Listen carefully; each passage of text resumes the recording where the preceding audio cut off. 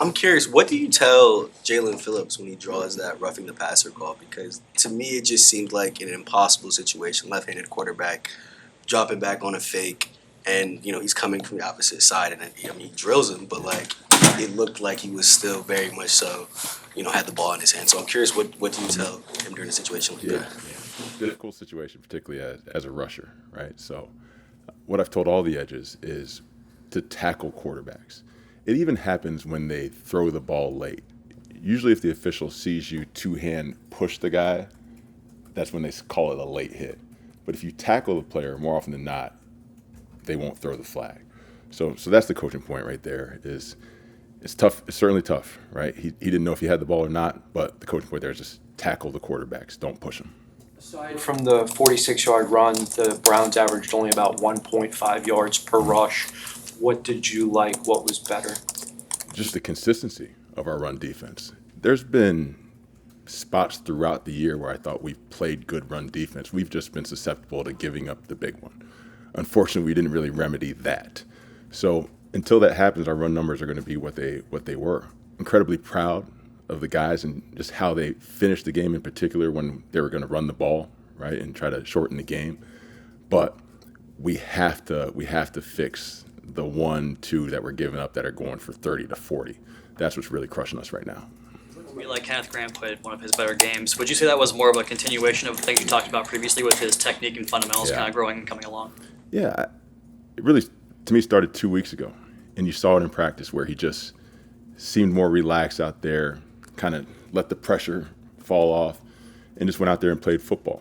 And when you start to gain confidence, particularly as a young player, and then you pair that with the technique and fundamentals that's been continually growing throughout, you start to see games like that. There's going to be a lot of good games ahead for Kenneth Grant just because of who he is and how he works. I was going to ask you on the defensive back decisions, the two spots where you've kind of been rotating, obviously, Bonner and Jack Jones. Do you want to continue giving both snaps in the game? Would you like to settle on one? And at safety, obviously, you've gone back and forth in a different kind of way with Iffy and Dante. Just your thoughts there. Yeah. One, I think all four of those guys are deserving to play. I think the rotation helps them a little bit, just in staying fresh, particularly with some of these receivers we're going to have to face. It presents them different looks because all those guys have different skill sets as well. So it's more a product of their work ethic, right, and all being deserving of and throwing different looks at an offense, but like all their skill sets and how they've played thus far. You said earlier this season that you were doing a lot of one-game blitzes. Mm-hmm. How much has that contributed to when they do pop out the big runs? I wouldn't necessarily say the big runs have been a product of pressuring. It's been a lack of detail on all levels of the defense, really. It's not any particular position group. It's not front, it's back seven. If it gets through the front, it's usually because of either a breakdown in technique or fundamentals, a lost edge, like somebody getting reached, somebody get out, something like that. And then once it gets to the second level, we got to get the ball on the ground. And ultimately, a lot of times, unfortunately, that falls on a safety who's in a very difficult situation, right? You got a guy with a two-way go a lot of time. You just got to find a way to essentially draw the charge and get him on the ground. So I wouldn't say run pressures have been the result of our long runs getting out.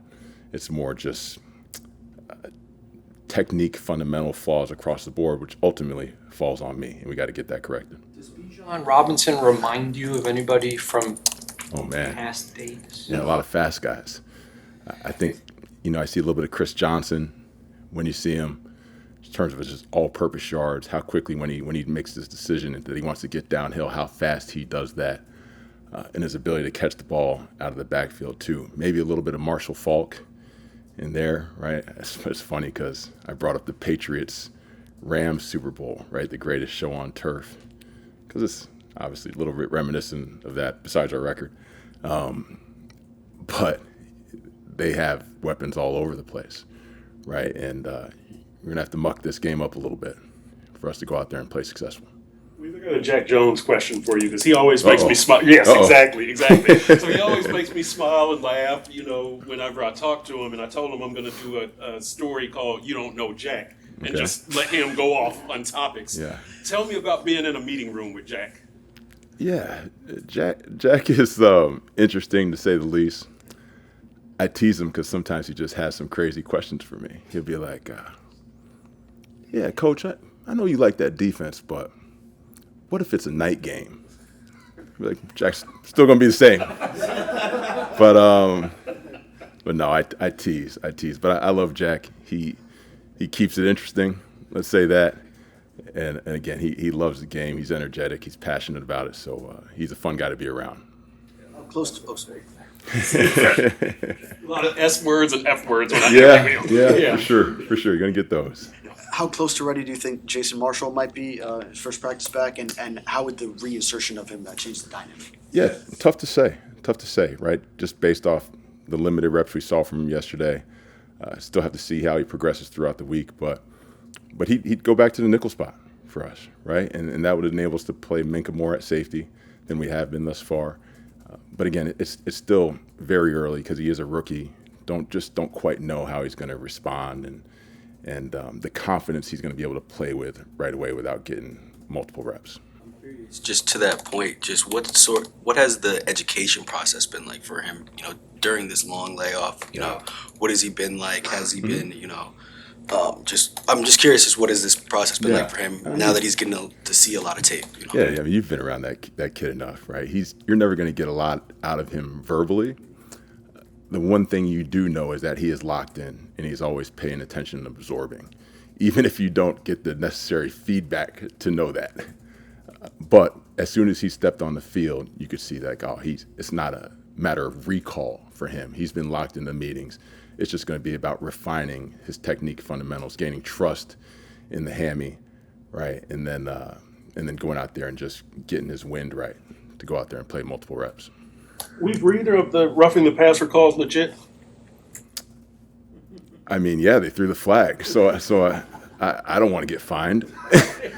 So yeah, you try to set me up, man. No. It sounds like Are they things that you would send into the league for clarification?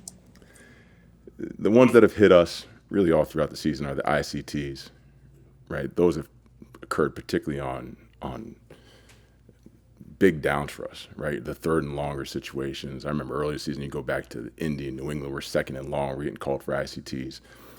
Those penalties we got to clean up because we got to make sure if those are being focused on by the league, we obviously have to adjust the way we're playing. How would you assess the play of your three premier edge rushers this season? Yeah, Bradley Chubb, let's start with him. I think he's been everything you could possibly ask for, right? He's tried to be a force in the run game as a hammer. He's obviously been able to affect the passer with his rush. And just from a leadership standpoint, he's been off the charts in the midst of some dire times. Jaylen Phillips is the energizer bunny, right? Does that guy still exist? But he flies around, right? He plays with reckless abandon. You know you're going to get 100% effort out of him each and every day. Chop has had kind of an up and down year, right? Certainly not the production you want from a pass rush standpoint. It's not through a matter of it's not because of a lack of work. He's had some inconsistencies in the run game that we got to clean up, right? There's flashes where, yeah, this is how you want it. And there's times where you're like, come on, man. Like, we know better. We got to do better. And until he cleans that up, he's going to have kind of the ups and downs he has.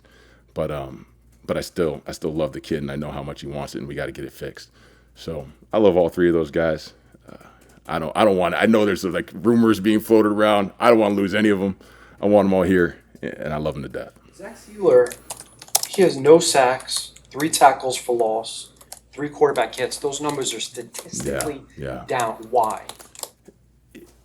I think a lot of that, again, is the partnership and cohesion with the guy he's playing next to, right? We're kind of in and out of putting outside backers in there, bigs in there. When you think about a lot of the success he's had, it's been with Christian Wilkins, right? A guy that he can just look at and they know what they want to do. Calais has played, right? And he's 45 years old. There isn't a thing he's heard or hasn't seen. Like, it was easy for them to kind of form that connection. With guys kind of being out in the lineup, I think that's hurt Zach more than anything. It's not anything he's doing. It's just more the cohesion of the rushers he's been paired with. When it comes to when it comes to chop, Finally break in. when it comes to chop, how do you balance the issues in run defense that you mentioned? Obviously, I'm going to guess that's what's affecting his snap count. Him working his way through it, needing to be on the field to do that while not making the defense vulnerable. The team's running in his direction. Yeah, the one thing I think first and foremost, he needs to be confident, regardless of down, right? He can't, and I don't necessarily know that it's a confidence issue for him. I think sometimes he wants to do right so bad that he puts himself in like vulnerable situations because he's trying so hard to make a play.